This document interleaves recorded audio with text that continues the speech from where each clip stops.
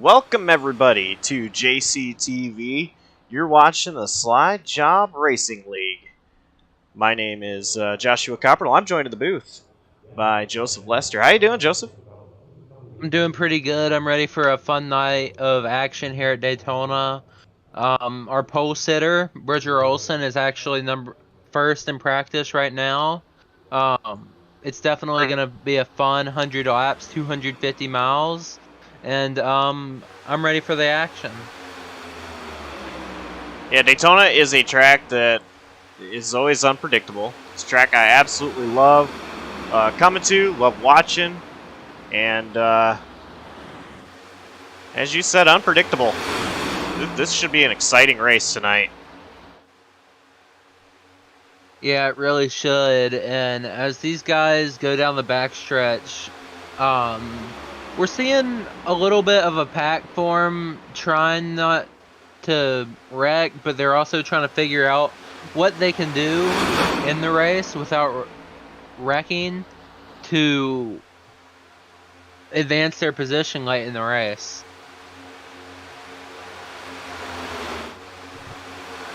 Oh, they sure didn't get the word on not wrecking. Now, the good news is this is practice, and you know, they don't have to go to a backup car where starting in the race is already locked in. So they won't have to worry about having backup car come off the trailer. It's a beautiful thing about practice and iRacing. Yeah, it sure is.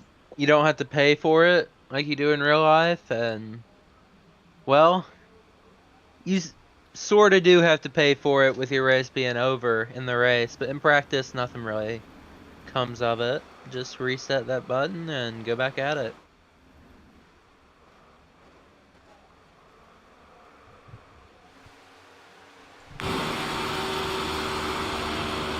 But I think it's time for our race picks. Josh, who do you got?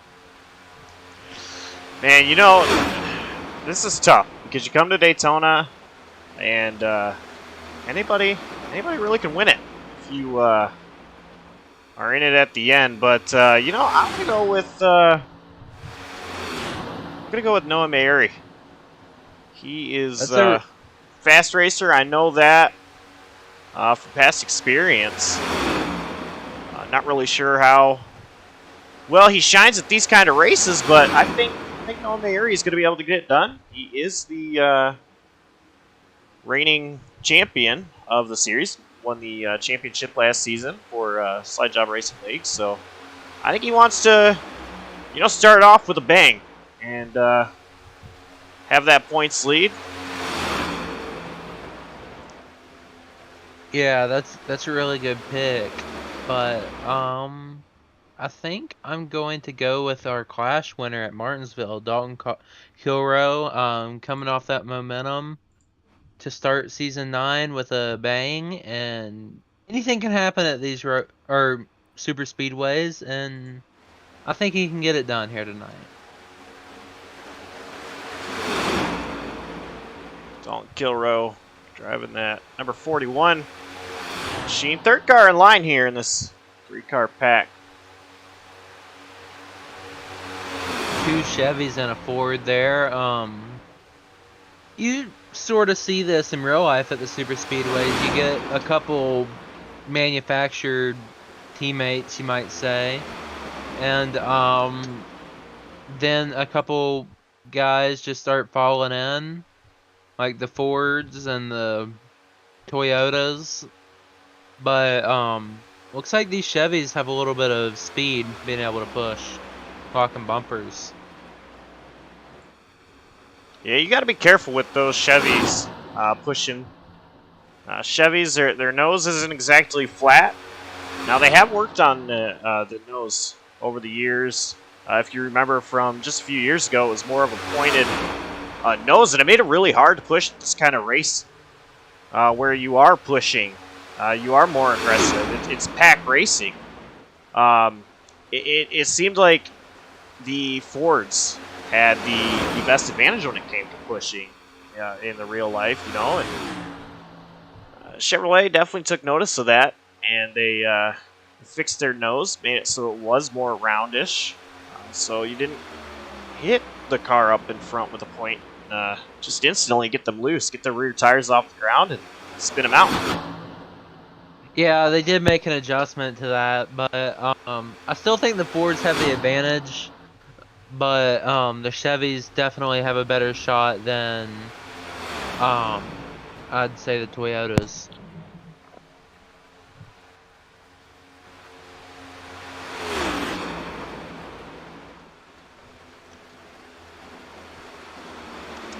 With 2 minutes in this practice, just about wrapping up. Let's go ahead and pull in Dalton Kilrow. Josh, I think you got a copy of him.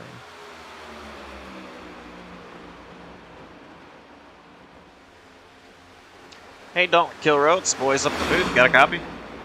Yes, sir. Hey, season, well, I was going to say race one of the season, rather. So far out there making practice laps, just a little over a minute left. How do you think this race is going to go and get the season underway? Well, I know for some of us, it's a new car. You know, I personally haven't really driven this car all that much. So there's going to be a lot of learning going on early. I think tonight specifically is just going to be a survival race. Just make sure you're there at the end and nothing crazy really happens to you. And then, in terms of the whole season, you know, I think it's just going to be just whoever can kind of pick up on these cars the quickest. But it should be fun. I'm looking forward to it, and glad I can finally get my first full-time season under my belt with these guys. All right, well, we'll let you get back up in there with your team, and maybe we'll talk to you a little bit later. 10-4, man. Thank you. Good luck to you. Thanks. And that was Dalton Kilrow, driver number 41. Yeah, nice to hear from our Clash winner.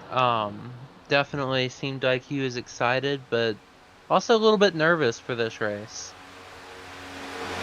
Yeah, this race can bring out nerves if you let it.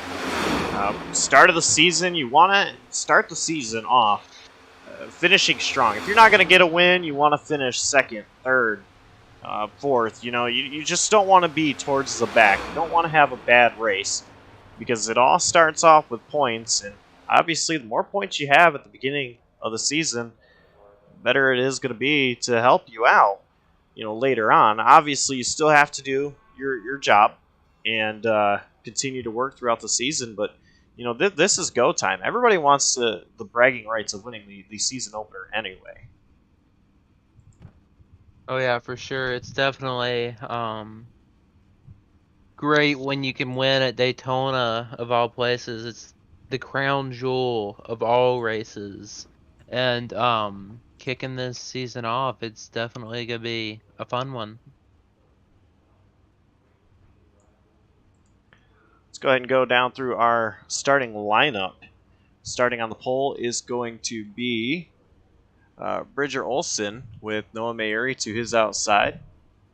Then you have Derek Paulson starting third with Ty Morasco starting in fourth. And starting fifth is going to be Austin McGill, I believe is how you pronounce that. Joseph? Sixth will be Dalton Kilrow, my pick to win. Seventh will be Christopher Bassinger. Eighth will be Brian Dees. Ninth will be Michael Thorpe. 10th will be Robert Lukens. Josh, you? Starting in 11th is going to be Nick Acquire, followed by Jamie Plorty to his outside. Jacob Locklear starting in 13th. 14th is going to be Caden Gargilio and Caden Atkins. starting in row number 7. 16th will be Ben Lacey, 17th will be Zach Probst, 18th will be William Martin, and 19th will be Zach Amon. That is the starting grid for tonight's Slide Jawb Racing League season opener at Daytona. And as they go through the 3-4 complex, they're about to let the pace car turn in. Grandma, get your popcorn ready, because it's about to be showtime at Daytona. Green flag is waving. We are underway. Great start there for Olsen. Great start by Bridger Olsen, but Noah Mary had a little more organization on the top, and Ty Marasco went with him. Now Marasco's going to pull up to the top and leave him out to dry, and the 41 of Dalton Kilroe will push him. Huge shot to the back bumper of Noah Mary by, I believe that's Bridger Olsen, and man, what a push to sort of break them even, and they're hauling on that inside. But Ty Marasco had it clear for a little while. He could have dropped back in, but decided not to, and Dalton Kilroe is thanking him by staying with him and giving him that good push. First lap complete. Marasco has led the first lap to start this season. The bottom lane, Noah Mary with the advantage. Through 1 and 2. I expect that high line to really start to shine on these straightaways, though. Yeah, I really think if the top line can get a little more organized, it will just pull the whole field behind them. That's at least what I've seen in the A Opens and A Fix this week that I've raced in. And, well, there's not that much organization on the top, and that's not really happening right now. But Ty Marasco is going to lead lap 2, and Dalton Kilroe, and I believe that's Brian Dees, all over his back bumper, and that top line's starting to shine now that they got that momentum.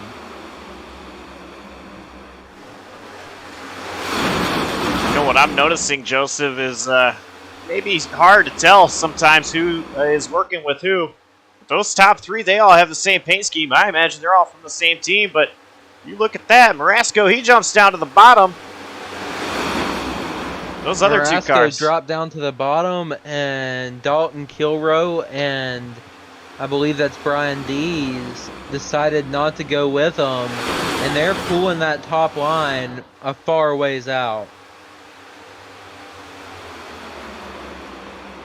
A little interesting move there. I'm kind of surprised Marasco pulled down to the bottom. He felt comfortable there. Maybe he thought his teammates were going to come down with him. Those drivers, Kilroe and Dees. Rather, they stayed up top. But Marasco has a run, and now they're going to go 3 wide. Dalton Kilroe just went over the radio and said he's dropping They're wrecking to the back. Oh, there's the big one.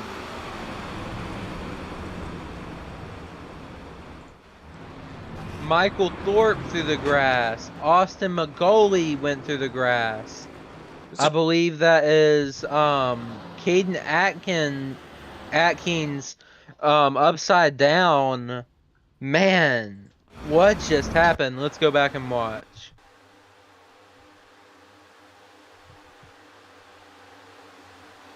Someone from the high side, I think, got shot down to the bottom, which caused all this. These guys went through the grass.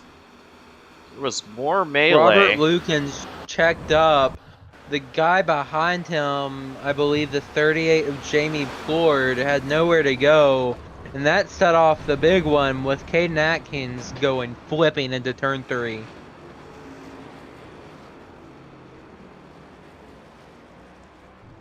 Not the way you want to start off at Daytona. It certainly is not, and they were only 4 laps into this race when we saw a car upside down, so hopefully that's not something we'll see throughout the entire night.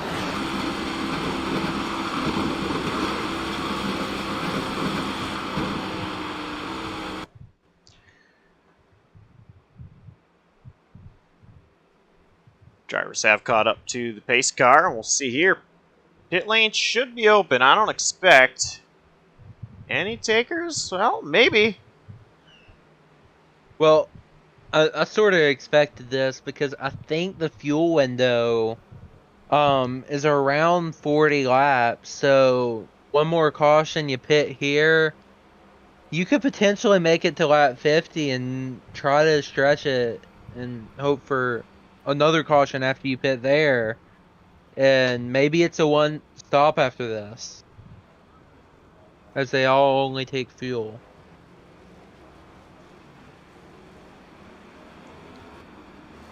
Not a bad strategy by these guys taking fuel only. Some guys taking some tires. I do apologize. It was a mistake by me, but they actually have a fuel limit of 70%, so that makes the fuel window around 27 laps, and that'll get them to 33, so that makes it a 2-stop from here.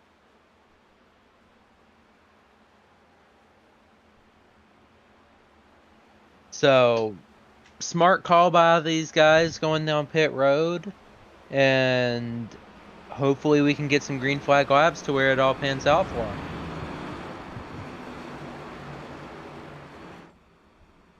And I was reading into notes from last season, and Daytona race from last season for these guys only had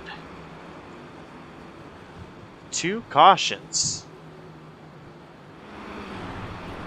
9 different leaders, 25 total lead changes.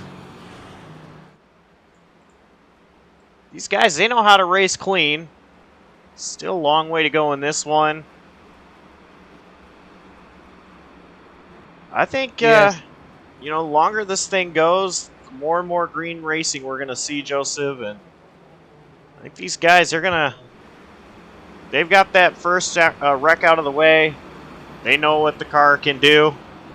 They don't want that anymore. Oh yeah, for sure. It's definitely going to be a test of attrition here. And, well, some guys already haven't survived.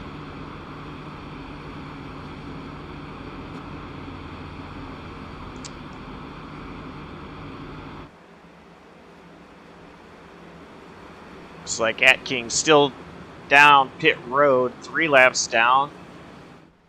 Derek Paulson is down pit road, but Paulson now rolling. I believe it was just probably a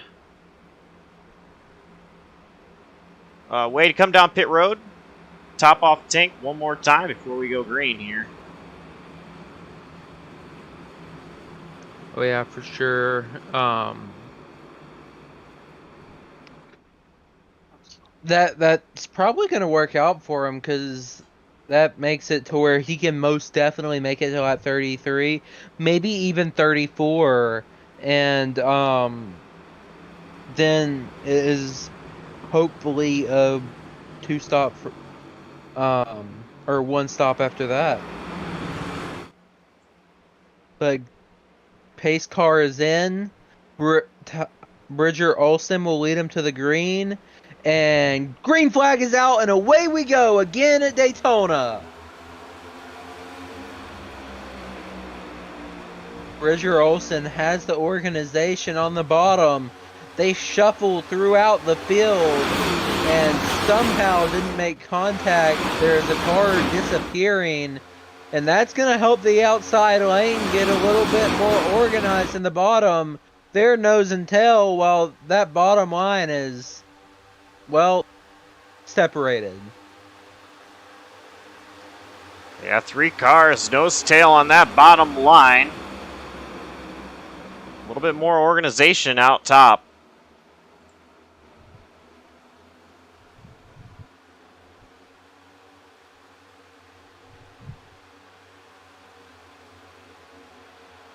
That outside lane, though, pulling ahead, and it looks like Brian D's going to pull down to the inside to control that inside lane. But here comes Bassinger and Thorpe rolling that outside line. Bassinger almost clear in front of D's. He's going to get clear there. Oh, almost a bad push there. Bassinger got a little bit loose, but he'll drop down to the bottom and make it work there. But, man, that was almost calamity.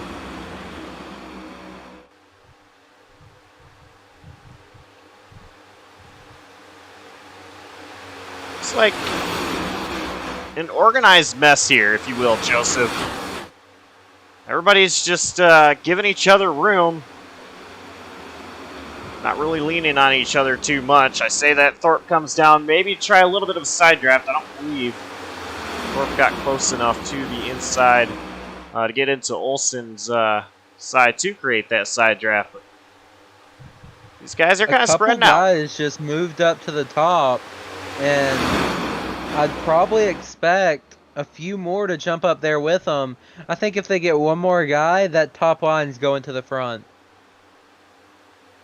That top lane is stepping out just a little bit. See that there? I believe that was the 97. The 34 of Michael Thorpe almost led that lap by 2 thousandths. Christopher Bassinger had it, but Thorpe is now firmly clear and bringing everybody to the top. And the top is where you save the most fuel because there's the most off-throttle time.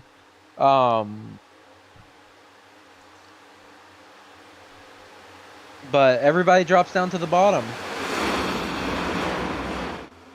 You see the difference in the professionals that do it on Sundays and iRacing. iRacing, a lot of the drivers, they like to be on that bottom lane, whereas the NASCAR stars, they like to be around that top. Well, the NASCAR guys, they're able to hold it up there. Every time I've seen people do it in iRacing, it usually ends up in a wreck. So, I mean, it works out sometimes here, but it's 1 out of 10 times it works. 9 out of 10 times it doesn't work here on iRacing.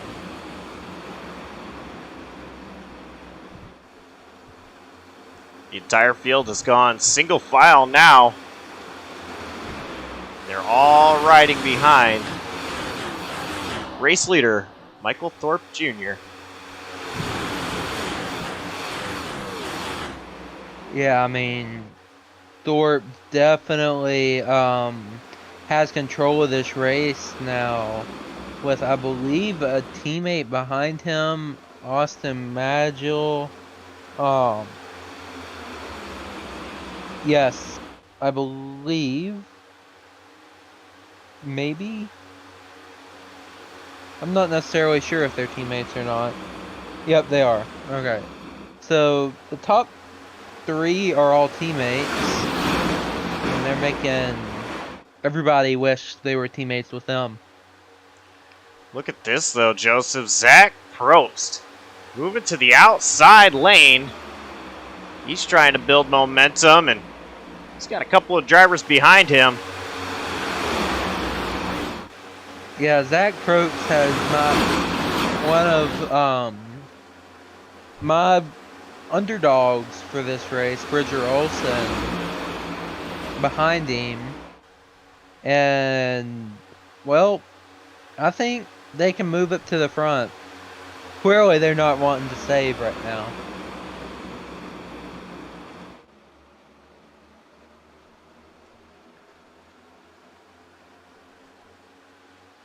Oh, somebody just blew up. That's Caden Garigulo. He just blew up, and that'll be the end of his day. So if I'm Michael Thorpe, the teammate of Austin Magel, or not Austin Magel, who was that? Caden Garigulo. Well, I'm starting to worry. William Martin went down to the apron there to try to get around Riglio, and it slowed Martin down a lot. Yeah, it sure did, and well, it happens sometimes, and you just gotta live with it and hope for a caution. And that's certainly what he's doing right now. Tell you what, if I am in Martin's position, I would gladly sit back there. These guys, they have gotten so racy, and while we were looking back there, of course, those drivers that were rolling the outside lane, Zach Probst and company, they went up there and took the top 3 positions. Probst, Olsen, Locklear.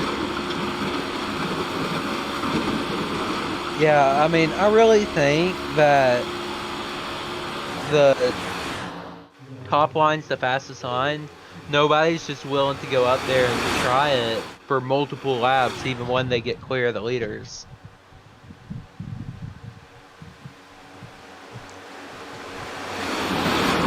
Saw that fear of burning a lot of fuel up there.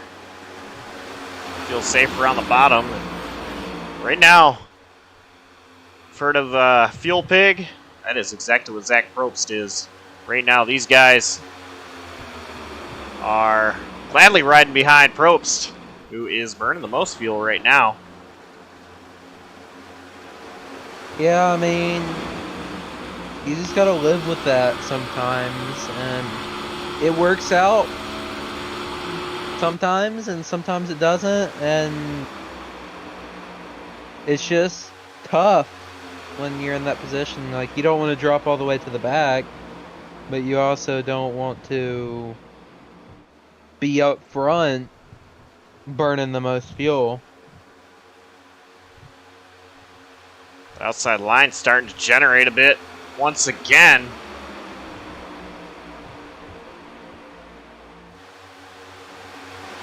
Yeah, that top line gets some good runs and it just dies off.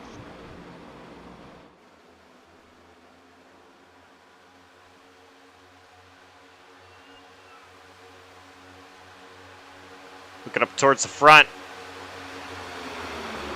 Looks like, I believe that's Thorpe and a bunch of other guys. They went to the outside. They didn't want to ride behind Probst, Olsen, Locklear. Thorpe? No, I mean, it gets kind of boring riding the line, but at the same time, it's the safest thing to do.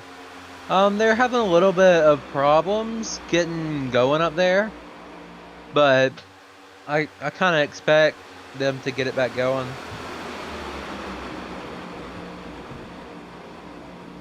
That outside lane, it really formed fast. And you drivers really not wanting any part of it. Yeah, I mean, they're just kind of riding and dropping back down to the bottom now, and only lap 20 of 100, so they still got 80 laps to go and probably 2 more pit stops to go. Maybe even 3. I believe that one machine of Ty Marasco got into the wall going through turns 1 and 2, and he dropped back. I saw somebody up there. I do believe it was that one machine.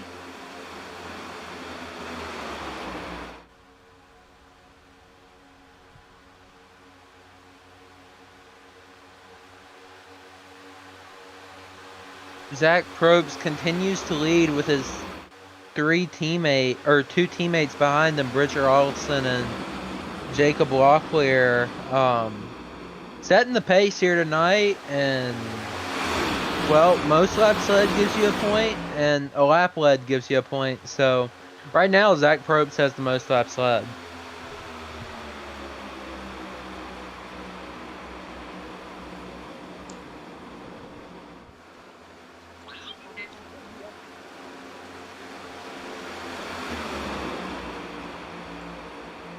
Well, Joseph, what do you say we do a little JCTV? Turn it up. Yeah, I mean, these cars are super loud, and let's let the fans listen to them.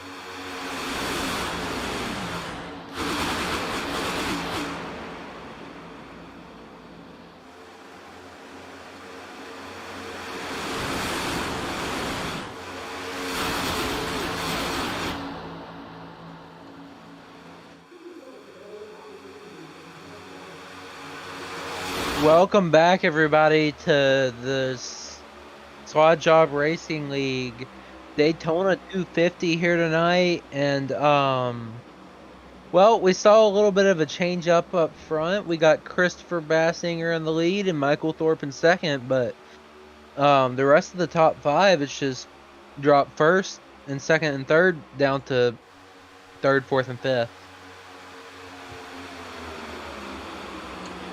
Yeah, I've noticed these guys, they're trying to lead early. You did mention point for leading laps, and these guys want every point they possibly can get.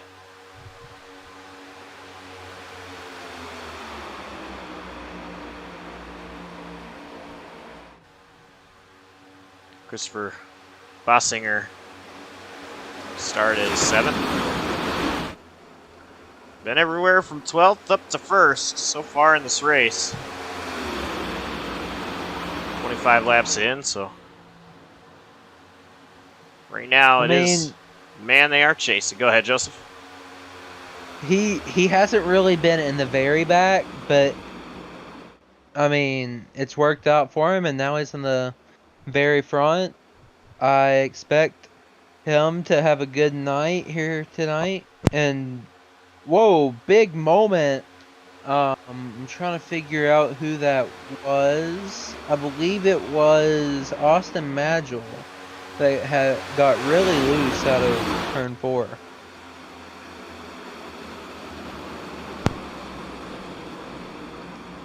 See if we can go back and take a look at that.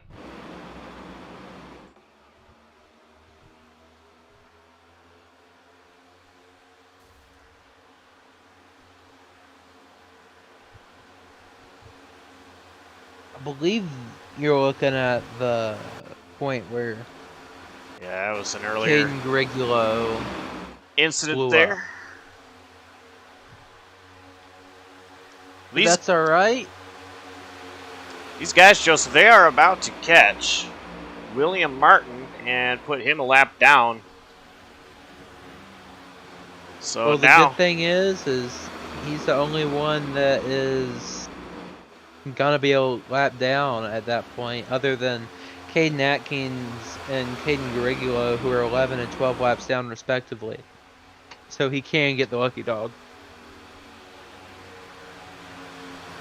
on the other side of things, there is another driver that is out there riding around by himself. That is going to be the number 41 of Dalton Kilrow. He's on the backstretch, so long ways to go if the lead pack were to get to him. We're about 5 laps outside of the pit window here, and if they pit at lap 33 and they can stretch it another, let's say, 33 laps, then they'll be in perfect position to take over the one stop from there.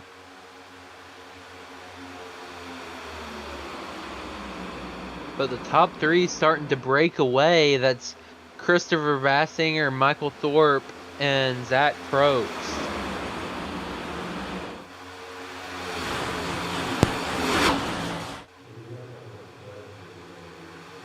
Once again, these guys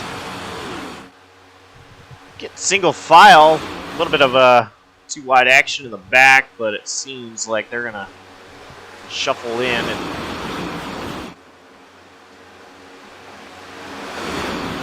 run single file here. Yeah, and when these guys run single file, they're just trying to make it to the end and save some fuel while doing it. But if I'm Christopher Bassinger, I've led a majority of this race, and well, I'm burning the most fuel out front, and I'll have to pit sooner than anybody else. Him and Zach Probst probably led about the same amount.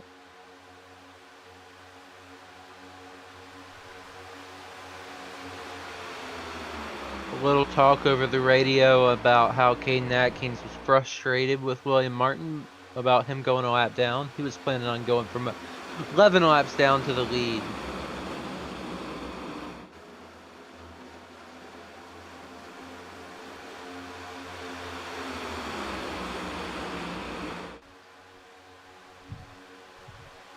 But huge shove to Christopher Bassinger from Michael Thorpe. I believe we're going to be getting some pit stops this time by.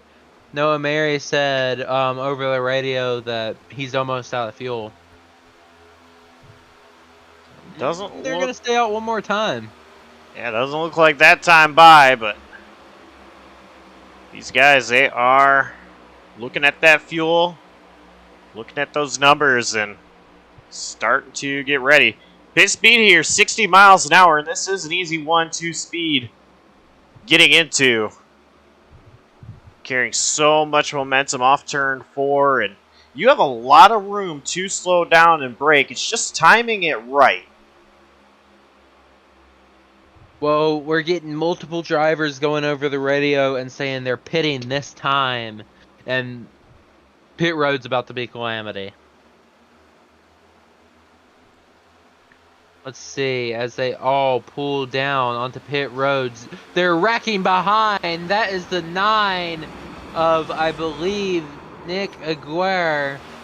And, man, unfortunate turn of events there.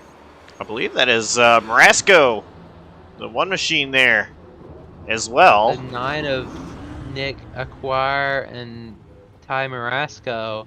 But the person that benefits is Dalton Kilrow, as he was about to go lap down and he lost the draft, and he didn't have to pit, and he gets to pit now. I think these two drivers, they were going to stay out. And might have just been a little bit of miscommunication, possibly. I don't believe Marasco was trying to come down in pit road. Actually, you know what? Marasco is right there up against the wall. I'm wondering if he may have gotten into the rubber. That got him a little bit loose, stepped his rear end out. And that's what got Marasco into a Acquire to bring out our second caution. Yeah, that's our second caution, tying the amount of cautions they had last year at Daytona. So a little more caution filled, but I don't have anything against that. And we're getting all the action here tonight.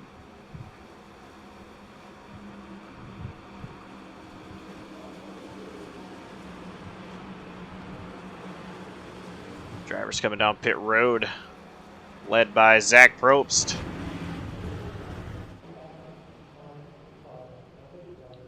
Yeah, Zach Probst, as you said, went down pit road, and along with everybody else, Zach actually lost a position going down pit road to, I believe that's no, that's Caden Atkins. So he was already 11 laps down.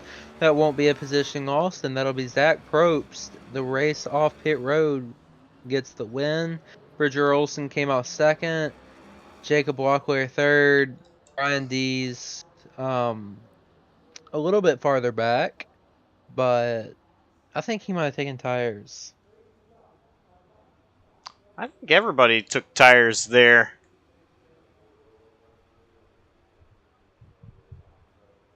Definitely could be the case. I'll actually go back and look at that. Wow. You continue. I believe Zach Probst only took 2 tires.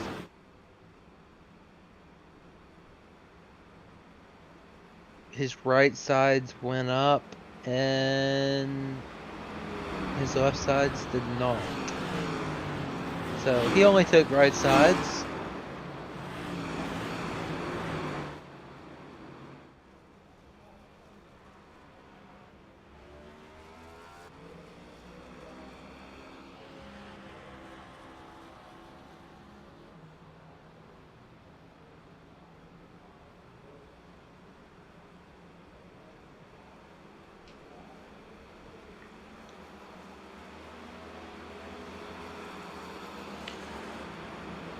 Lead will go back to Zach Probst, and field is going double file here. We're going to restart with 65 laps to go.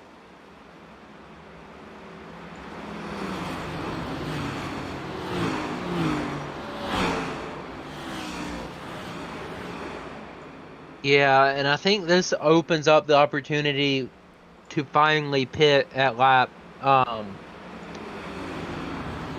66, I think. So I think they can make it 30 laps on fuel. This is the iRacing Funny 250 at Daytona here with the Slide Jawb Racing League. You can go find iRacing Funny on Instagram at iRacing.funny.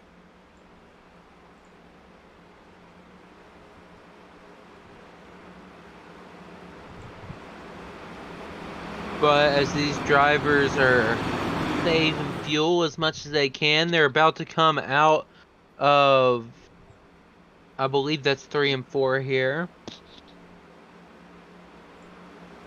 I will link a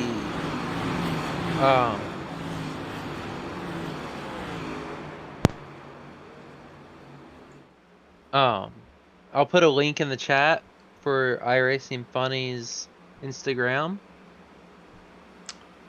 Meanwhile, the pace car is off. Zach Probst on the loud pedal. He's going to go and get a huge jump. Now he spins it. I think Zach Probst lost a gear. Zach Probst is in the infield grass, now rolling. No caution as we stay green. Probst off of the racing surface. That has to bite big time.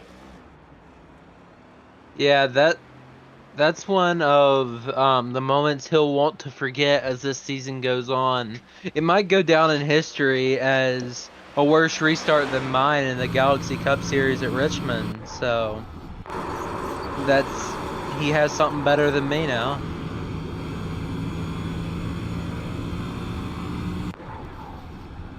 Yeah, he just shifted down to first instead of going up to third.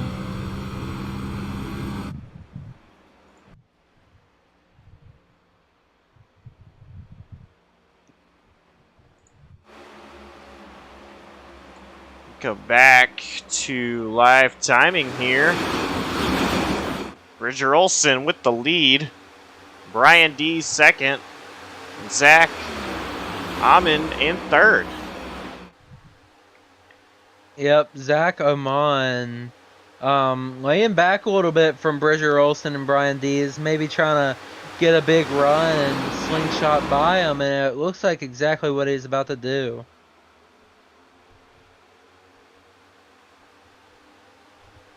And you called it too. Zach Amon moving to the top side. It's going to leave a little hole down there on the bottom that Noah Mayuri looks like is going to fill.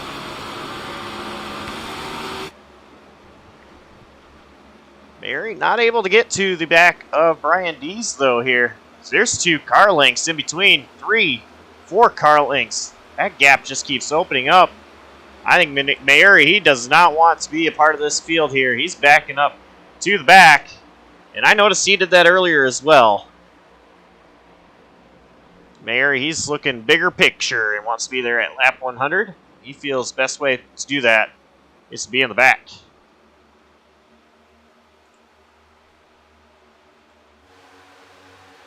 Side by side for the lead though. Paulson on the inside. Amon on the outside. Paulson on the inside, rather. 3-car Tango down low. Make that 4 with the 41 of Kilrow coming down to the inside. It looks like the intensity is building as we're nearing halfway in this race. Coming to lap 40, and that'll be 10 laps away from halfway. And this race is just flown by. So far, it has only 2 cautions that we have seen in this race so far. The top line dies, and everybody drops it back down to the bottom. So, definitely not what you want to see as a broadcaster. You want to see 2, 3 wide racing, but top line's getting formed back up. Ben Lacey seemed like he was the first one to go down to the inside lane. Ben Lacey seemed like he was the first one to hop right back on out there to the outside trying to make something happen. It's Ben Lacey. He's currently P6. A little moment there. Ben Lacey is running that outside lane out front. They're starting to generate that momentum. Kilrow sees that high side coming. Kilrow's going to go to the top. Kilrow, my pick to win, moves up to the top like you said, and Dalton Kilrow pulling the whole field ahead of Derek Paulson. Derek Paulson has the chance to jump up high. Will he do it and leave those 3 peak performance drivers down on the bottom? It looks like he's committed to that bottom line, and everybody's going to the top. Looks like Bridger Olson there giving a huge push to Derek Paulson, though, but that outside lane with Kilrow, it is too strong. It almost seemed like Paulson's car just stalled out there as he went right to the front bumper of Olson. Kilrow all by himself as far as having drivers beside him. That doesn't exist, but now they're going to be 3 wide. Ben Lacey takes it 3 wide on Dalton Kilrow, but I mean, he had a small push going down the straightaway. Now Ben Lacey gets a bigger push, and Dalton Kilrow is going to fall all the way down to the back. Kilrow, he's going to slot it in a hole there that was almost not there. Yeah, Kilrow actually got lucky there. That hole, now that outside, just look at the momentum Everybody goes to the top. Dees sees that everybody went up there. Dees goes down to the bottom. Now it's 3 cars strong on the bottom. As I say like that, every time they pull each other to the top, they drop right down to the bottom. It seems like that's their most comfortable place to be. A little more margin for error than the top, but it's not as fast. So I expect these guys to drop right back down that line.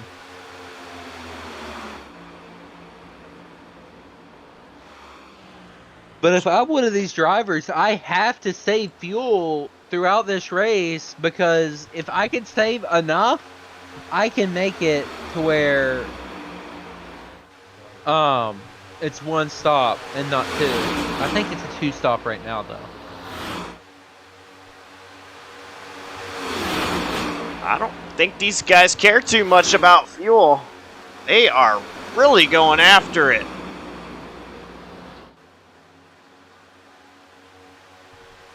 Oh man, Paulson, I think, may have gotten a little tight off corner exit. Paulson now to the outside, wanting to leave that outside lane, get to the outside of McGill.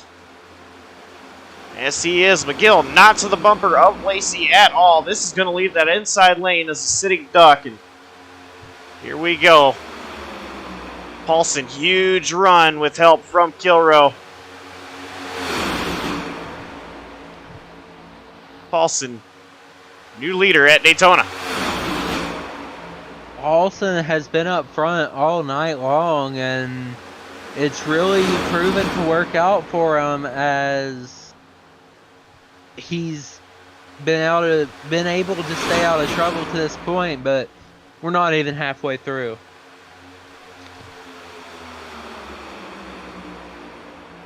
That inside lane came strong. Ben Lacey, I think, had to use his brakes a little bit there. Got on the apron to help slow him down. It's Paulson, he dropped down to the bottom trying to block that inside lane. Looks like McGill tried to go, may make a move to the outside, but Kilrow was there.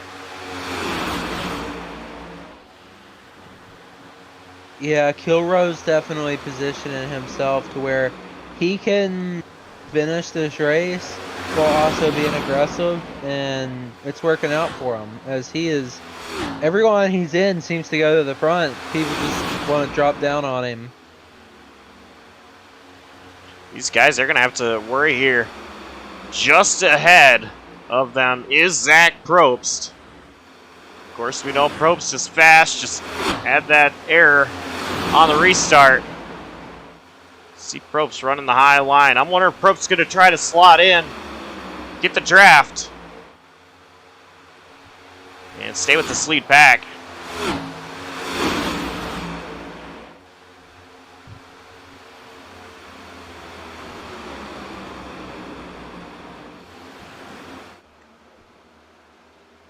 See here, they're going to be 3 wide. Probst has an opportunity to drop down behind the 17 of Brian Dees.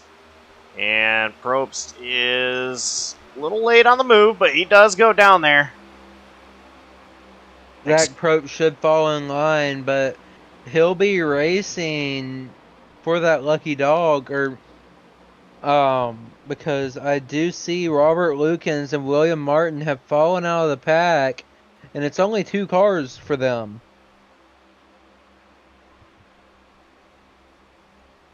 But Dalton Kilrow to the point. That outside line is strong, but Ben Lacey, he goes to the bottom, leaves Kilrow out there to dry. Lacey wants this lead once again. Going to have help from Plord.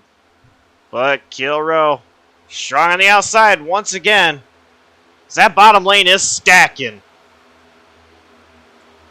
That bottom line's finally starting to form itself back up after Ben Lacey dropped to the bottom.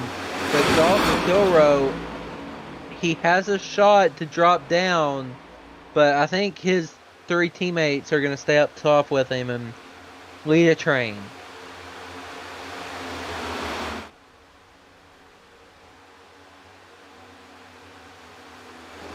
And right now you have 2 sets of trains, all the way up top or all the way at the bottom, no in between. drivers shuffling tracks, if you will. And now everybody goes to the top except 2 drivers there. And now everybody's shuffling to the bottom as they catch another lap car. Then it's going to be Caden Atkins. Well, that'll put Caden 11 laps down again, as he had just gotten a lap back, but he'll fall in line and try again.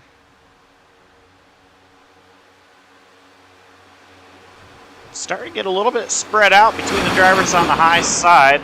Wondering if it's going to help a little bit on the momentum from the low side, but one thing that I learned, Joseph, from earlier in this year with these next gens is if you can really make that high side work, you get so much momentum generated that the bottom lane really can't do anything. iRacing really worked into making that work, and as frustrating as it is for some of these drivers to run that high line, I think it's going It's a thing of art. It is tough to do it, and I think these drivers are going to do it, make it happen, as you see everybody shuffling to the top as we are now halfway in the iRacing Funny 250 here at Daytona.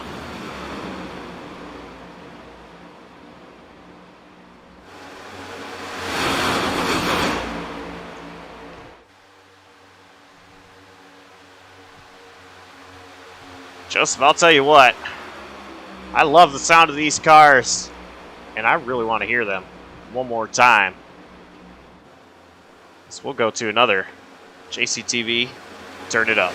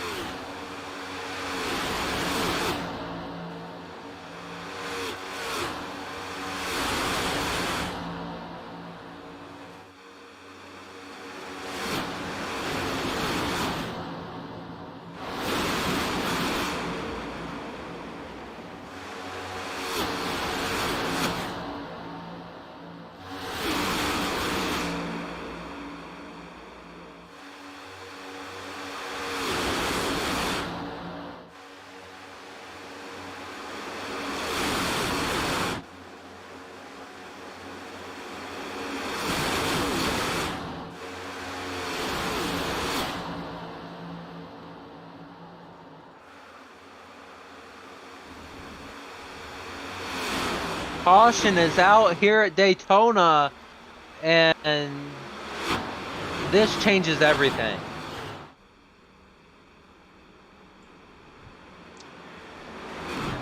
Let's take a look back to see what happened there.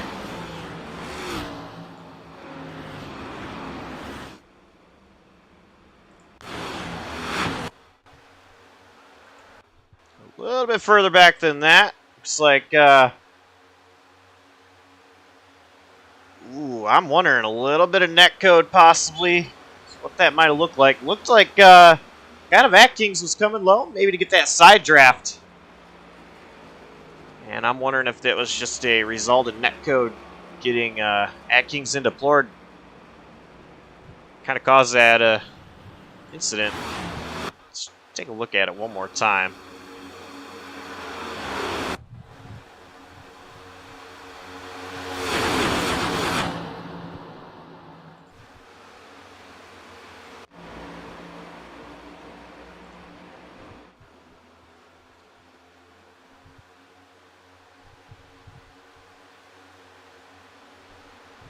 It was either a side draft gone wrong or Little bump gone wrong from the 0-2 of Bridger Olsen. I'm not really sure which one. It was close either way, Joseph. Yeah, it really was. And as I'm going back and watching it myself, looked like they were a little disoriented from the lap car, and then Caden Atkins went down to side draft and it net coded into him.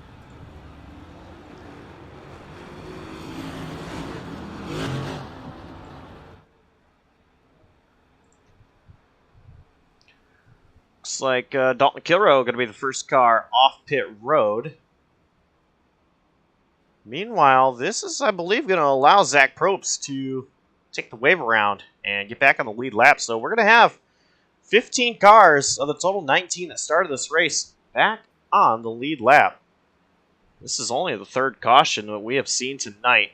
These drivers doing a great job, Joseph. I'm liking what I'm seeing so far out of these guys. Yeah, I am too. And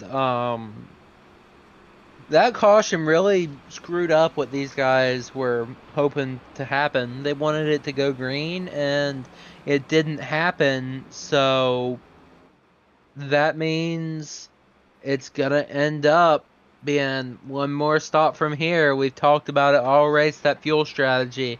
Well, you got to pit one more time. So, Joseph, do you think it's going to be any fuel saving from here? Because we know everybody has to pit one more time. I don't think there's going to be any fuel saving at all. It's just 45 laps. That's nowhere close to being a one stop or a two stop, and it's nowhere close to being able to make it on fuel. So it's balls to the walls. Lights out on the pace car. We're going to be one to the green, and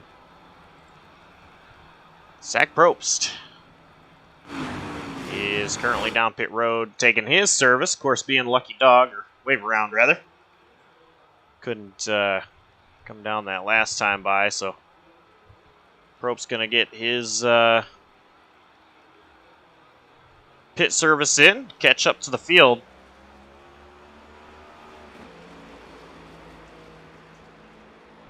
Well, yeah, for sure. And as the laps wind down, 45 laps to go. We got one more stop, and well, pure chaos to come.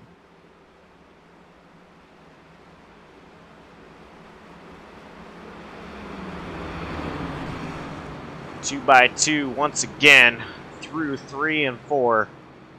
This 2.5 mile super speedway in Daytona Beach, Florida. Kilroe has the lead with Brian Dees to his outside, and Derek Paulson going to restart in third. Those three, they have been working really well together and trying to each have the lead. Pace car going to pull to the safety of pit road. We are once again under green flag conditions, and a big restart out of that 6 machine. Paulson to get those three hooked up once again. Paulson and Kilroe going to go to the outside, collect Dees. Dees now just trying to roll throttle, make sure to close that gap, and they are rolling the top lane. They do not want to play any games here. That top lane has momentum, and it is rolling strong, Joseph. I believe that is still getting used to these drivers. Robert Lukens dropping down to the bottom to pull the bottom up to the front, but will it work out? More and more drivers dropping to the bottom, but the top 3 are all teammates. They're not going to drop down to the bottom. I think the only way they're going to drop down there is if they realize that bottom is the better lane. Right now, they feel more comfortable up top. That bottom looks a little bit more organized towards the back. It does, but just it only takes one person to bail out, and that whole bottom is done for. But we're actually seeing more guys go to the bottom than to the top, so it's proven that the top does work, but you need a lot of cars up there to make it go fast.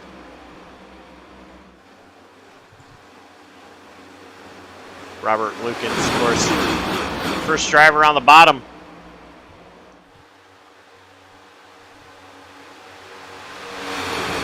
Ben Lacey, second car on the bottom.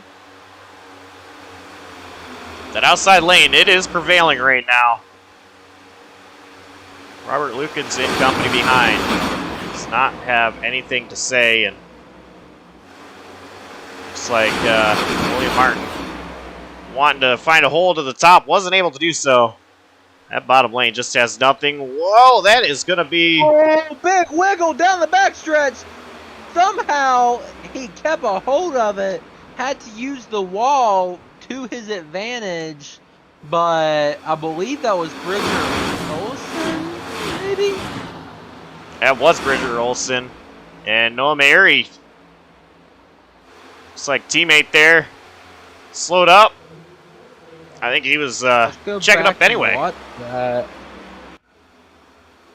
Because, man, that was an incredible save right there down the backstretch.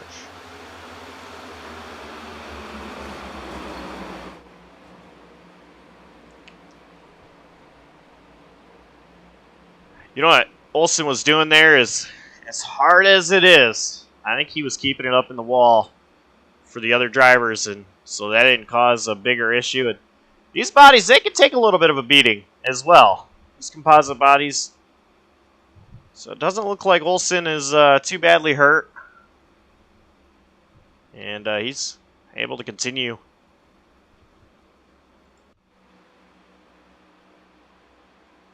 We go back live, back up to the front where Dalton Kilroe, familiar sight for him.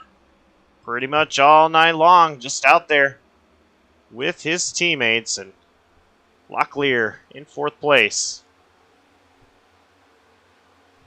Trying to have any say at this to break these three apart.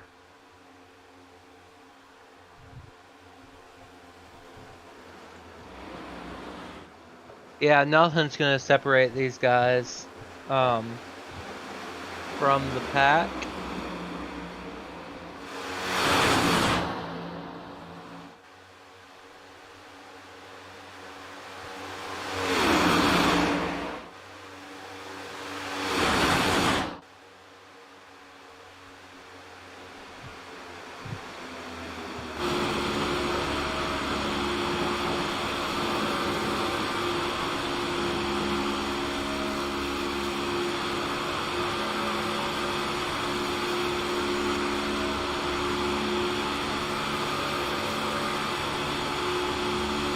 Riding on board with Dalton Kilroe.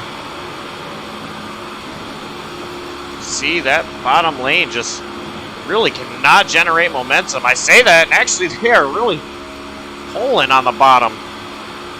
Yeah, they finally got it figured out there on the bottom, so here we go. The race is on. You gotta let pride go down the back stretch. Can't have it down the front stretch.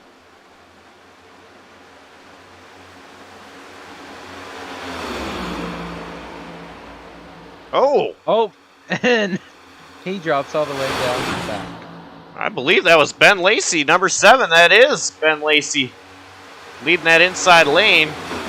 Not sure if he was pushed down there or if he just decided he didn't want to lead that lane, but that went ahead and broke up that entire bottom lane, and now it's everybody up top except Robert Lukens, and I believe that is number 5, William Martin. It's the other one. That is.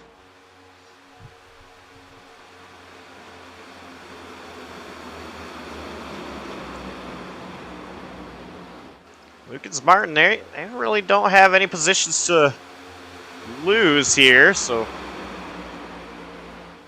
Lukens is coming. Lukens is going to roll the bottom lane with Martin and Lukens. I'm sorry, that's Lacey. That's going to roll the bottom lane. William Martin rolling that inside lane. He's got a little bit of momentum, just 3 of them. But I don't think it's going to be enough, Joseph. Yeah, 3 cars isn't going to be enough to get that top rolling, or that bottom rolling. It's going to take 4 or 5, maybe even 6 cars to even think about having a shot at catching them, and they just don't have that right now.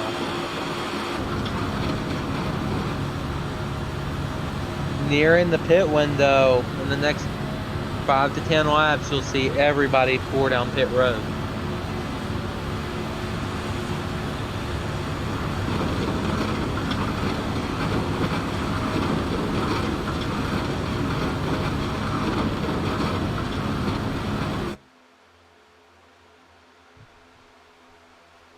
That inside lane just has nothing. Right now, it is 10 cars in the lead pack here.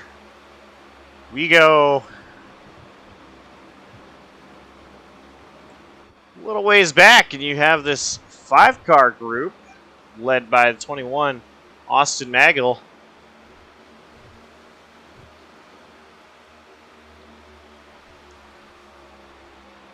Yeah, that pack behind, it has 5 cars in it, and they're all running the bottom, running 47 twos. This lead pack, 47 flats. It's crazy, just showing the speed difference. If you go way further back, down the back straightaway, you're going to see Noah Mary here. But just behind him is going to be Bridger Olson and Zach Probst, who are catching Noah Mary. Looks like they're going to go to the outside. Wonder if they're going to try to collect Mary here. And it looks like they're just going to pull away and leave Mary. That is currently the 3 packs that are rolling around. No single cars other than Mary, who's here.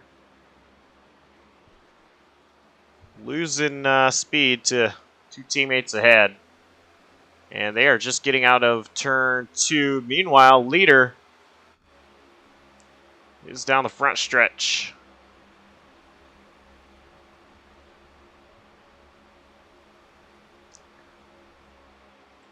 It's like, those 3, Dalton Kilroe, Derek Paulson, and Brian Dees, they are doing a great job sticking together. Now, they got a little shuffled earlier, but I think they've kind of learned. Long race, still 33 laps to go here.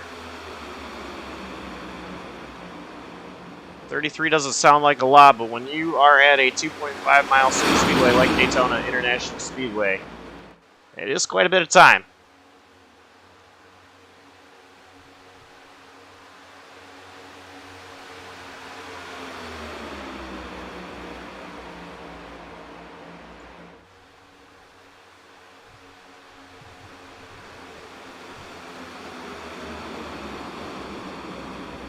That top line really running fast lap times. The second pack's not able to do anything about catching them, and they're starting to race back there too.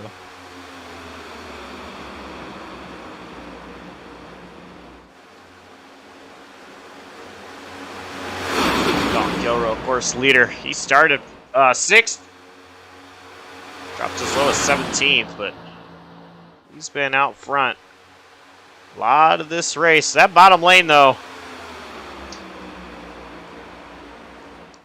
William Martin has that bottom lane dialed up. It is 5 cars up top, 5 cars down low. And bottom looks just a little bit more organized. Yeah, right now that bottom is organized, but every time we've seen that it get organized like that, it's just died off. And right now, that's what I'm seeing. Just not able to run with the momentum that top gives you down the straightaways.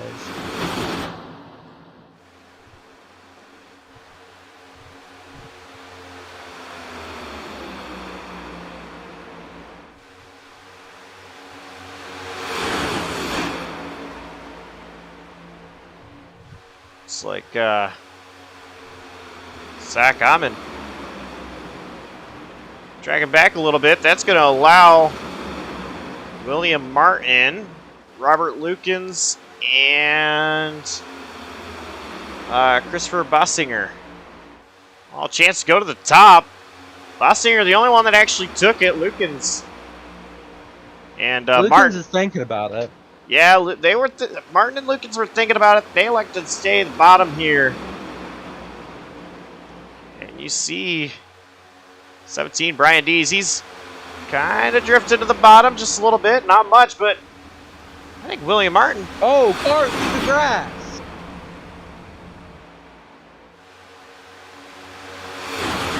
That will be William Martin. Bad push from Robert Lukens, I think. Yep, and it just hooked him into the grass.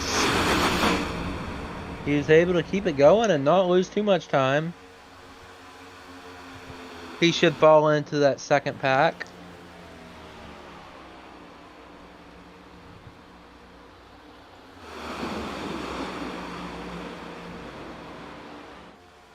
That's just a bummer for these guys that are rolling the bottom with Martin. Seems like the guys that are committed to the top are really staying up top here, and Robert Lukens now trying to roll that bottom with only a couple of cars to help him.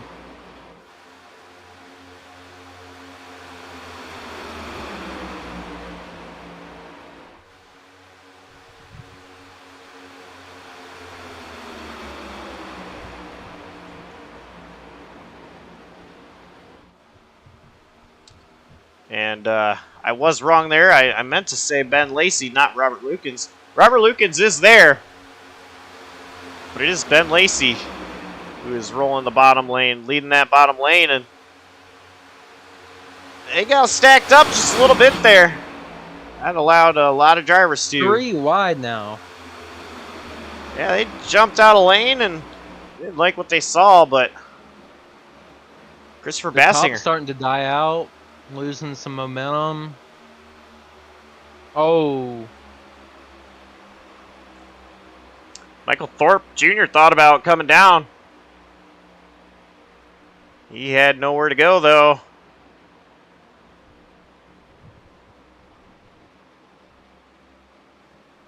Bassinger, a huge run. Oh, Lukens loose. Oh, Lukens gets loose. Man. We saw that at the same time.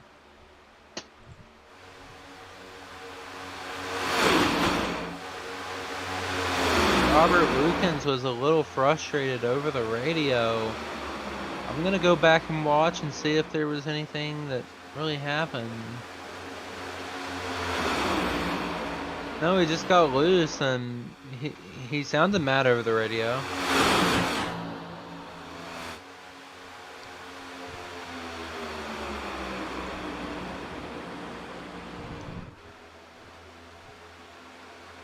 Whoa.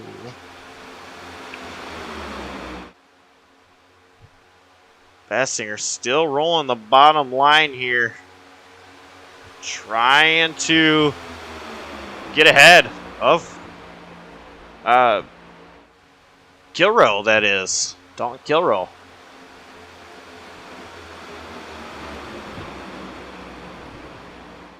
And I think there's just not much momentum going on between Paulson and Kilrow. Kilrow comes down to side draft a little bit. Lacey has to step out of line because of a huge shove from Thorpe. That's just going to help the outside lane. Once again, so all that work that Bassinger did to get up there kind of went away. He's going to have to try once again.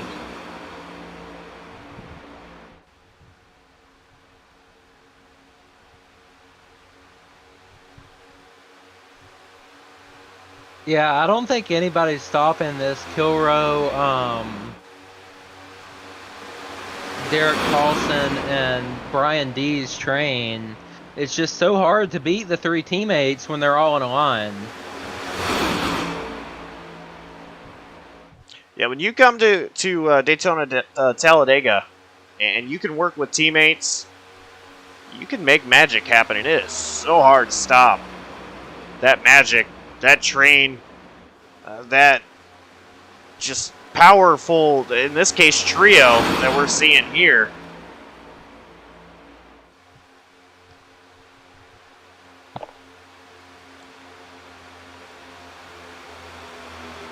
Bassinger, he's going to get to the inside of Kilroe.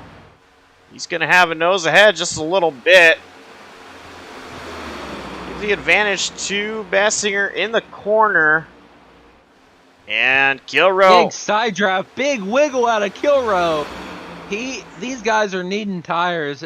These cars are getting way too light, it seems, on these old tires. At least for my comfort.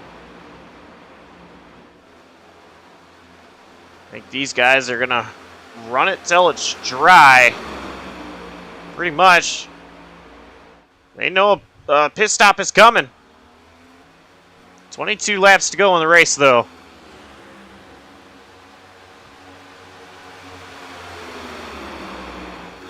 Yeah, nothing really happening through the field, and Kilroe and Paulson and Dees all dropped down to the bottom.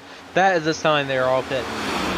I was about to say, that tells me that they're looking to come, and oh goodness, I believe that was Zach Amon that just got super squirrely there towards the back of the field.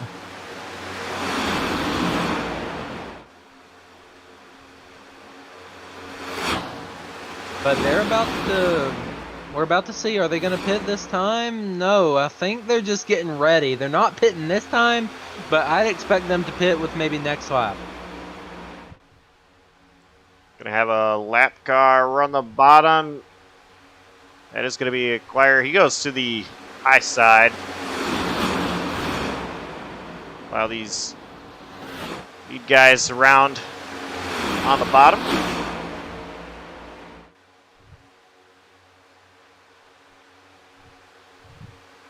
Paulson sticking his nose out to the outside just a little bit there. Possibly just getting some air on the nose, not looking to make a move or anything. Lead pack has announced that they're going to be pitting this time by, other than the 3 leaders. So they're all going to stay out, and I guess they can make it another lap. Great job out of these guys getting on pit road. Curious to know what they're going to take. We'll start off 54. That is Zach Amon. He overshoots his box, but it looks like it's going to be left sides in fuel. Well, you got to think they all took right sides last time they pitted, so left side sort of makes sense.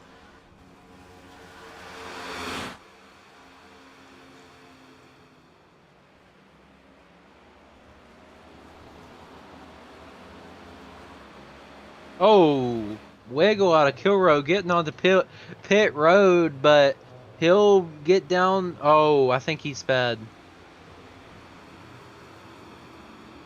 I'm going to go back and look at the commitment box and see what his speed was, but he was going 68 after the box, or after the commitment line. So at the commitment line, he was going 75, so I don't know if he got it slowed down in time.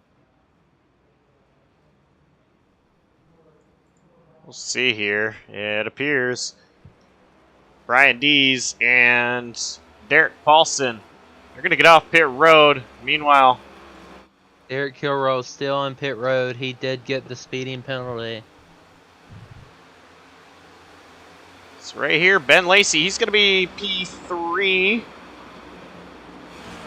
But for Dees and Paulson, they are way out ahead. Look out in the distance. Locklear wants nothing to do with riding behind Lacey, though. Great recovery out of Amon, who, of course, overshot his pit box. Currently running in what will be the 4th position, or what is the 4th position, rather, but Ben Lacey looking to the outside. These guys, they need to get single file and work to catching those two, Dees and Paulson. If Kilroe hadn't overdone pit road and got speeding, those 3 teammates would have a 3-second lead with 3 cars, which is only 1 less than this pack behind. And I think it would be impossible to catch them in 18 laps.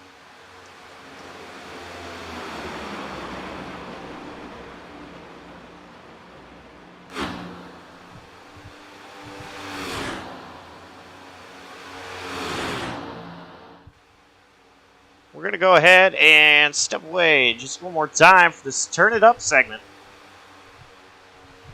And we'll be back and bring it to the finish. Oh, actually, caution is out.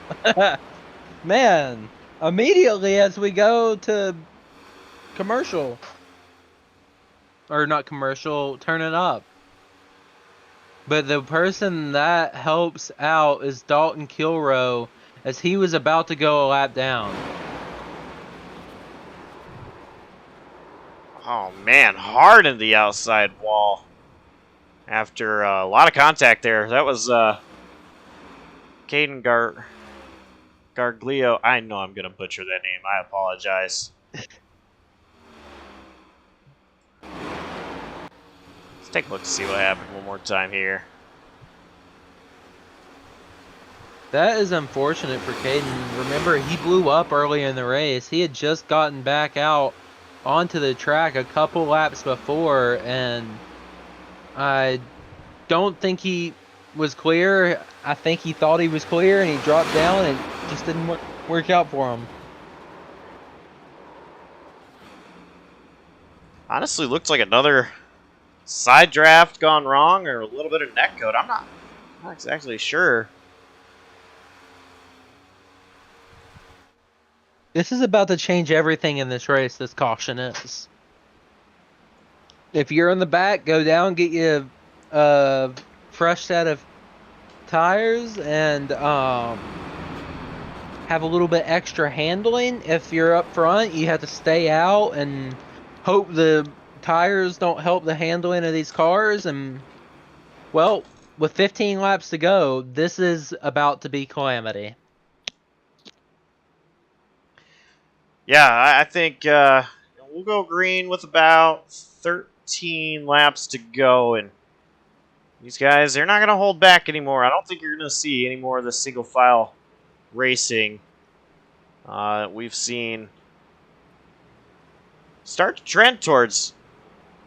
A little bit surprised here. Dees, Paulson, they stay out, and then half the field comes down, half the field stays out. So, Joseph, if you were in this position here, what do you think you would do?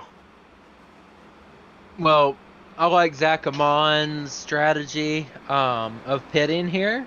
I like that little extra handling, especially when you're trying to push or get pushed. It's a little more stable that way, as this week I've been a little unstable getting pushed in these cars. And we'll just have to see.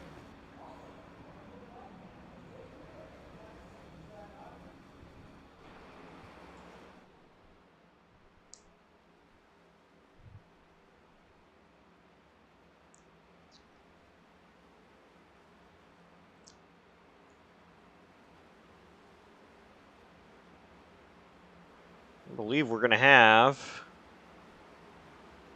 15 cars on the lead lap. Fire 8 laps down, as well as Marasco. Gargiulo, once again, I apologize for butchering the name. 39 laps down, and Atkins 42 laps down in 19th position.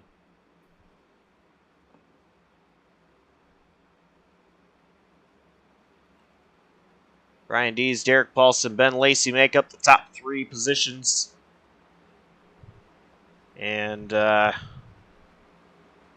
if my math is correct here, they should get the 1-to-go signal at the line this time, we will go back green. 13 to go as, yes, the pace car had turned the lights off. And we're going to go double file. On this restart, I'm looking for Dalton Kilroe to be making some moves, trying to get up there with Brian Dees and Derek Paulson, as Dalton Kilroe has dominated this race, just a point blank. And, well, it's about to get insane, and I'm ready.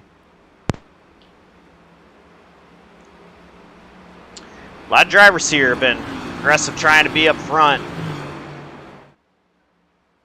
One driver I'm absolutely looking forward to seeing what they will do is we gonna look at the number 8, Noah Mary, catching up to the field here. Mary, he has been very conservative all race long. It's go time now if you're Noah Mary.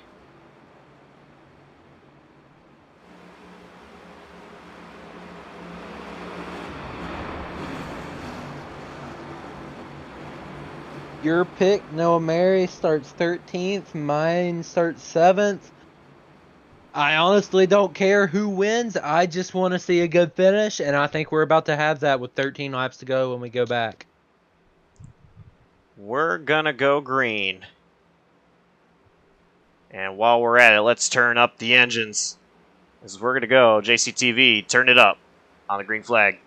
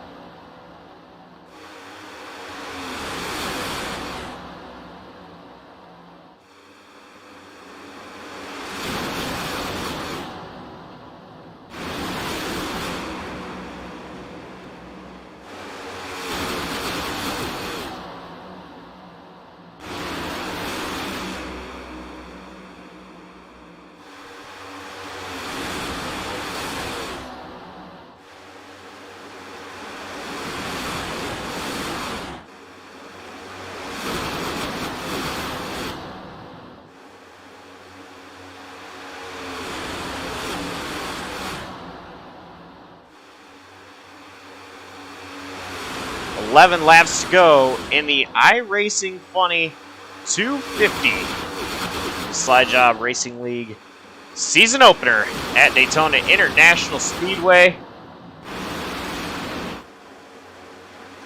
I'm actually surprised it has gotten single file. These guys are just trying to have the calm before the storm, but here we go. Drivers start to shuffle to the outside. As I say, all single file seems to be the theme all night.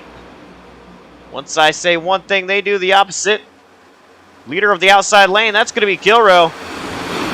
And a little bit of sliding and just drivers being sideways all around. Dalton Kilroe trying to make that top line work. Trying to do everything he can to get back up front to where he belongs, as he would say, as he won the Clash.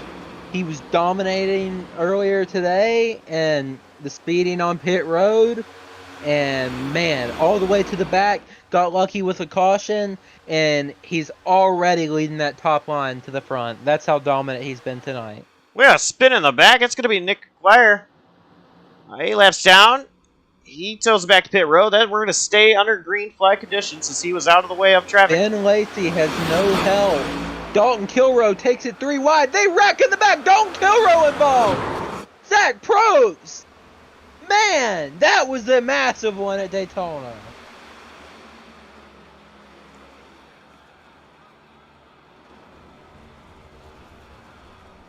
Driver's still having issues.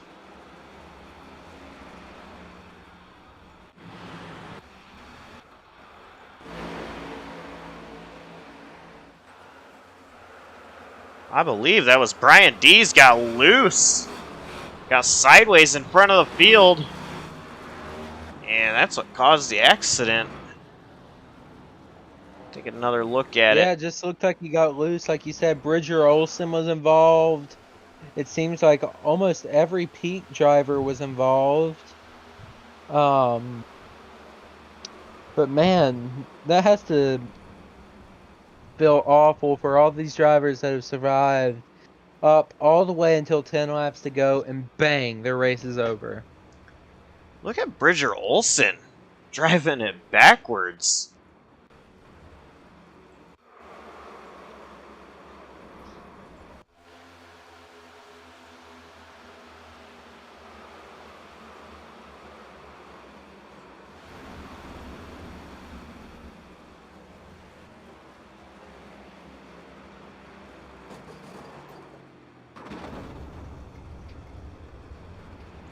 I don't know if I've ever seen anything like that one before. Driver putting it into reverse, driving backwards.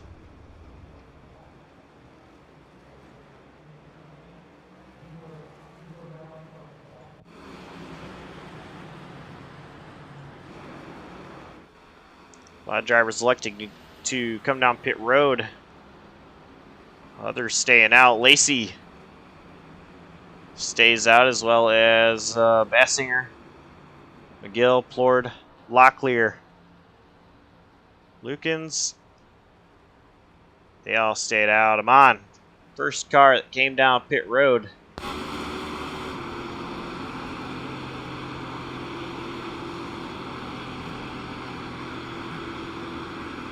Noah Mayuri, another driver that was just down pit road.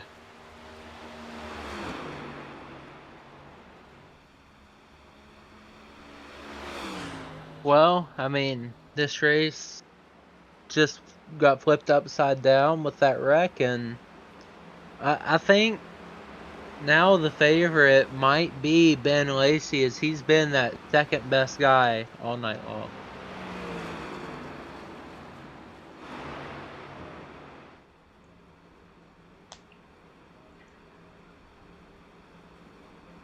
Well, we have 8 laps to go. I believe we're going to take 1 to green this time, so we should see green flag at 6 laps to go here. We're going to stay with you to the end. But if this is your first time watching us on JCTV, give us a thumbs up. We appreciate it, and make sure to tune in some more, and we also welcome the Slide Jawb Racing League to the JCTV family.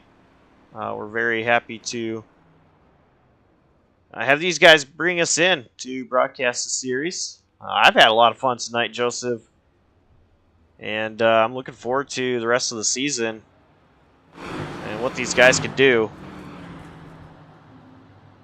Yeah, it definitely should be an entertaining rest of the season. But I'm ready for it, and as these drivers head down the back stretch, why don't you go through the field? Ben Lacey will be first, Christopher Bassinger in second, third, Austin Magel, fourth, Jamie Plord, fifth is Jacob Locklear. Sixth will be Robert Lukens. Seventh, Zach Amon. Eighth, Noah Mary. Ninth will be Derek Paulson. 10th will be Bridger Olsen. 11th is Dalton Kilroe. 12th is William Martin. 13th is Michael Thorpe. That'll be your lead lap drivers, and we'll go through the rest of the field at the end of the race. Going green with 6 laps to go here. Finish out the iRacing Funny 250 at Daytona International Speedway. Here with the drivers of the Slide Jawb Racing League. Pace car pulls in. And green flag is out, and away they are going as Ben Lacey gets a massive push from Austin Magel, and that should get him out in front and clear of the 14 of Christopher Bassinger. It does, and Bassinger falling through the field, and oh, he just wrecked. Let's see what happens here. He was trying to side draft. Robert Lukens drifts up. He was coming down. It's a racing deal.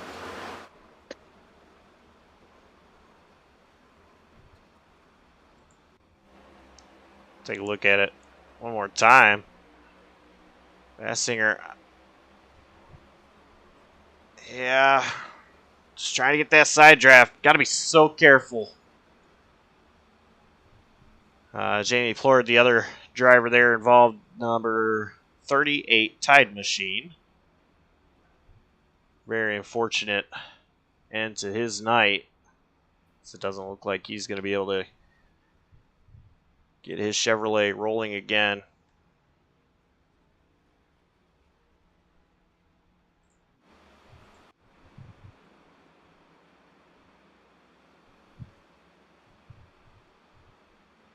I don't think we go into overtime just yet. I think there is enough time that we'll see these guys have what I believe will be a natural green-white checkered. With 2 laps to go when they go back green. Could possibly be 3 to go. So they're already at the pace car.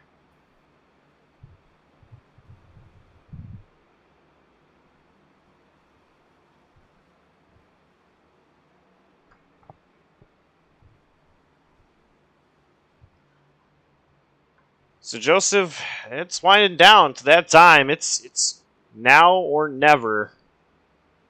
You're gonna have a chance to change your pick. Who you taking here? I think I'm gonna go with Austin Magel.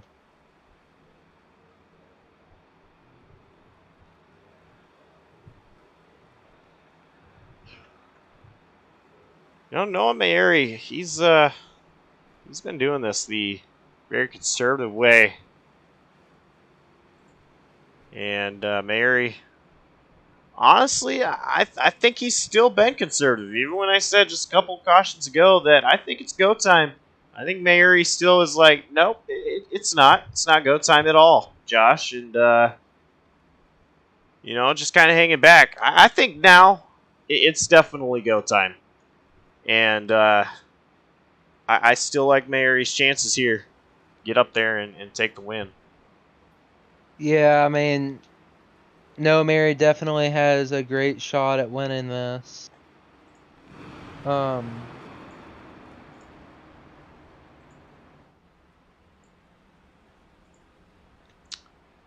started second. Been as high as second and as low as 18th. Currently P7 for Noah Mayeri. His number 8 Ford Peak Performance Motorsports machine.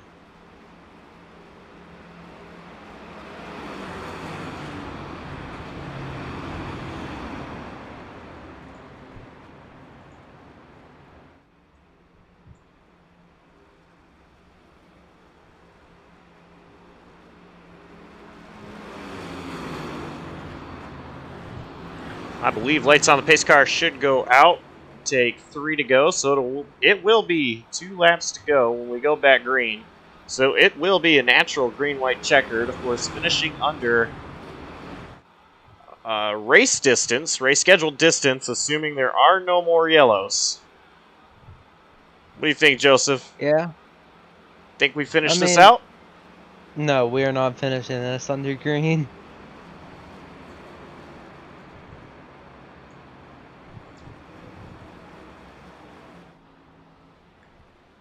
just want to give a shout out to Noah Mayuri. Actually, he went through and got some stats for me, and all-time SJRL Daytona 250 stats.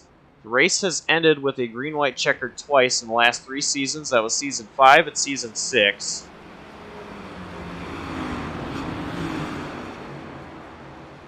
Well, the more you know.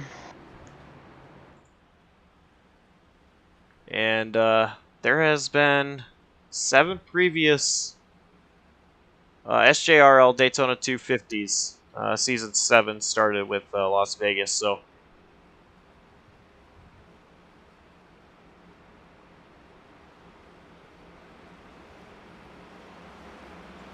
Always glad to have help from all the drivers and give them a little history when you're new to the broadcasting of a league.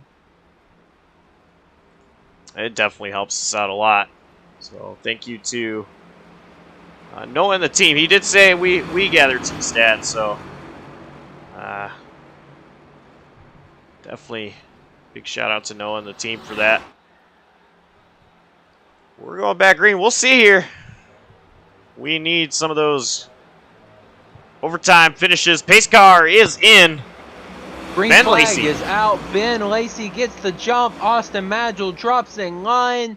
And Jacob Locklear, he has to get linked up with Zach Amon, his teammate. He does. The bottom has no help except for Ben Lacey and Austin Magel. And that could spell trouble for him.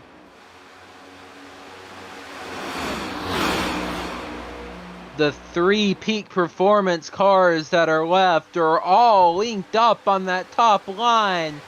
And they are flying now, trying to catch up to the 2 cars that are Ben Lacey and Austin Magel. And Jacob Locklear, he has all the momentum, heading out of 4, getting the push from his teammate Zach Amon. Massive shot. Austin Magel tries going up and blocking, too late. That'll disconnect the 2 drivers on the bottom. Jacob Locklear is gonna go to the point. Austin Magel takes it 3 wide on Ben Lacey. Zach Amon almost clear of Austin Magel now. I think all 3 of these peak performance drivers are gonna get clear. They do. Now it's a matter of, do they race each other or do they try? Oh, sideways! They all save it somehow, and oh, then they go wrecking again. And now they got Zach Amon and Jacob Locklear for the win. It's gonna be Jacob Locklear at Daytona. Zach Amon finishing 2nd, Noah Mayuri 3rd, and Joseph, that was actually a 1, 2, 3, 4 for peak performance there for a moment. And they're still going to get away with the 1st, 2nd, and 3rd place finish. Let's go back and take a look, though, at what transpired. What a race.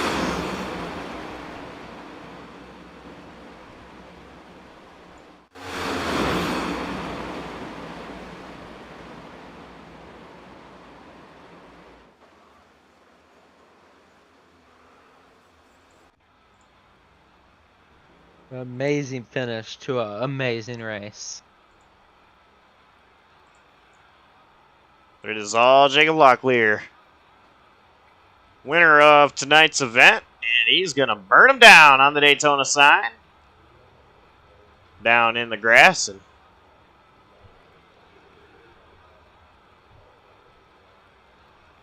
great job out of Jacob Locklear. 1, 2, 3 for the peak performance guys, I just noticed. Your pick, Noah Mary, ended up 3rd.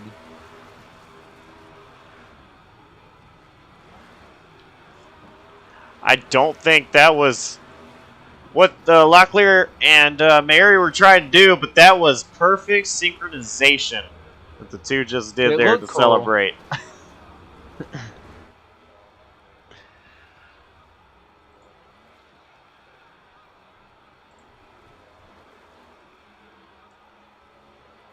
But looking for Noah Mary in the Discord. I'm not seeing him.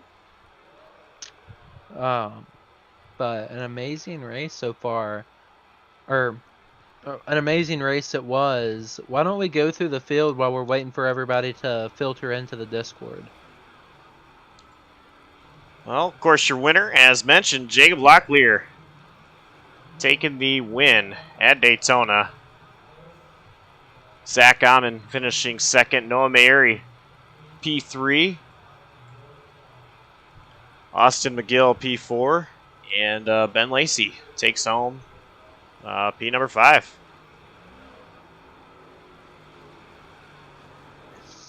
P6 will be Derek Paulson, P7 Bridger Olson, P8 Robert Wilkins, P9 Christopher Bassinger, and P10 Brian Dees. And 11th is going to be William Martin, followed by Jamie Plord in P12.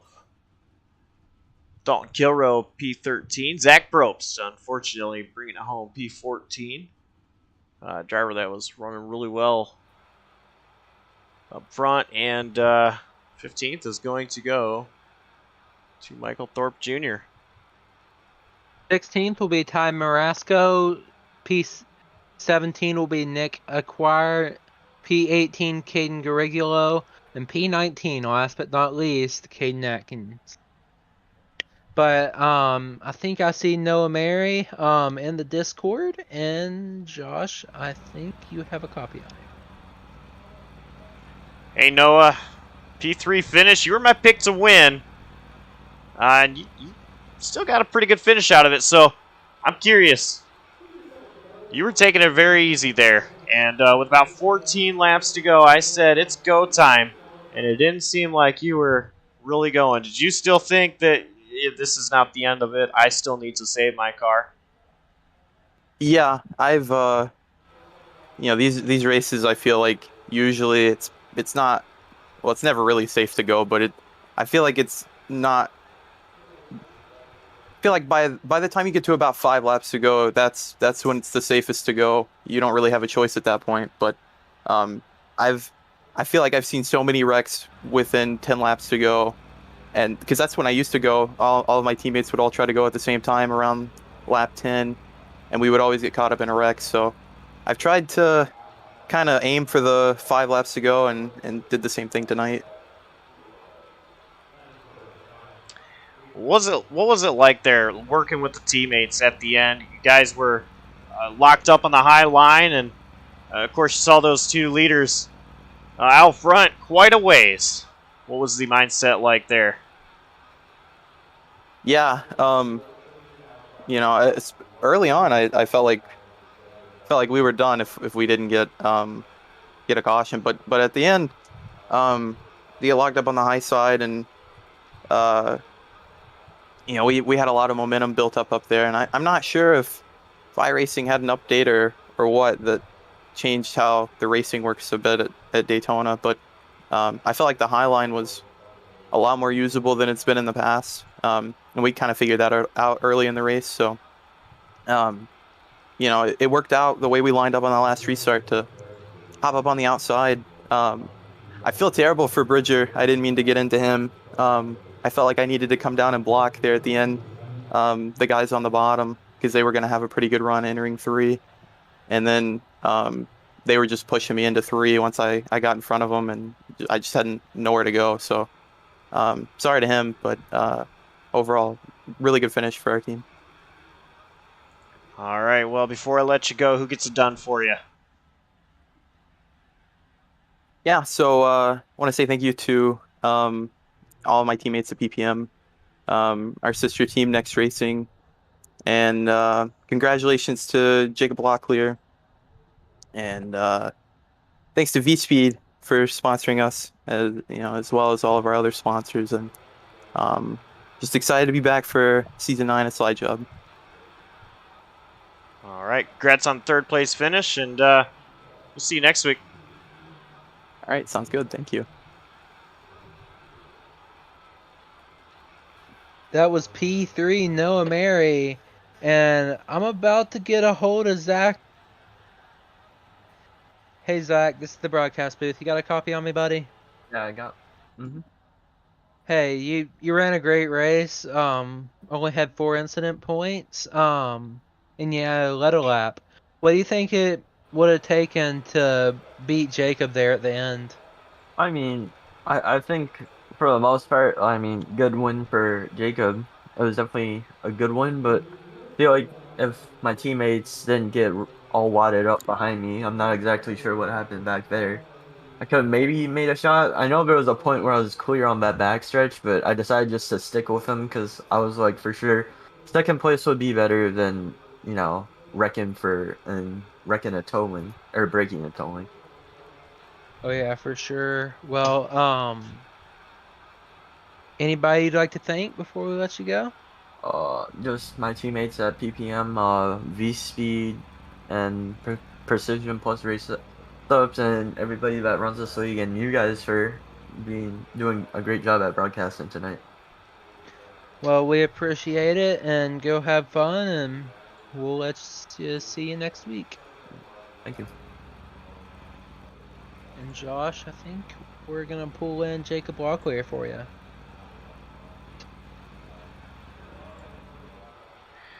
Yeah, Jacob, big win tonight in the iRacing Funny 250 at Daytona. You had teammates behind you, and that last restart was a little crazy. Bottom lane got going pretty quickly, so what was it like just working with the teammates behind you and trying to get a run on Ben Lacey? Man, Ben had been running pretty hard all night. Couldn't really do nothing with him when I got up next to him, but when I finally had Zach right behind me, he was like, I'm a push. He said, we're either going to wreck or we're going to make it. So I had full faith in him, pushing me all the way up to the front. I coming off of 2 on the white, got a little scared because Ben came all the way up the track. Wasn't too sure if that was going to work out, but and then everything happened behind us. My heart rate probably during the restart was all the way up, and as soon as I saw that, there was nothing in front of me, nothing to worry about, I was able to calm all the way down. But man, my heart's still racing. So, how are you going to celebrate this win? Of course, starting off season with a bang here at Daytona. Well, being this my first win of the league at all, probably just gonna go get a Coke and sit down and go play Warzone. That's all really I can do. But yeah, we'll celebrate just doing something. I don't know yet. Well, Jake, before I let you go, I got to know who gets it done behind that winning machine of the number 84. It'd be V-Speed and the fine folks back at PPM, Peak Performance Motorsports. Bringing my car, which is probably the most wild paint scheme out of everybody, going through different colors. All of those guys, and really got to thank Caden for allowing me to race for the team, coming on last season. But the big thanks to him. Really, that's all I can say. All right, well, congrats on the big win, and go celebrate with that Coke in Warzone. You got it. And that was tonight's big winner, Jacob Locklear. Joseph, what a pretty fun race that was. Yeah, that was an amazing race. Coming down to the end, it was just incredible watching. Most laps led went to, I believe, 36 to Dalton Kilrow. So he definitely had the dominant car. He just couldn't quite get it done. He got caught up in that last track. But I think that's pretty much it. Well, let's go ahead and bring up our schedule here. You see Las Vegas is next on the schedule. 133 laps there, going to take place August 30th, so 7 days from now. Same time, same place here on JCTV, but a lot of awesome tracks coming up. One really cool track I see, that All-Star race, taking place at Bristol. Should be a really fun one as well, but 15 rounds for the Slide Jawb Racing League. And really great product they have. Definitely enjoyed every minute of it tonight. Joseph, is there any last thoughts or words you have here about this one?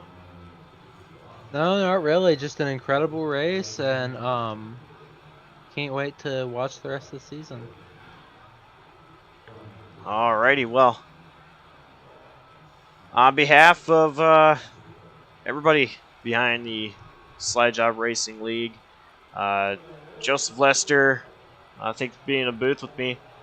I'm Josh Coppernell. Thank you for tuning in here, JCTV. We appreciate it. And stay safe out there. Take care. World is crazy right now, so do your best, stay safe, and we'll see you next week here at JCTV.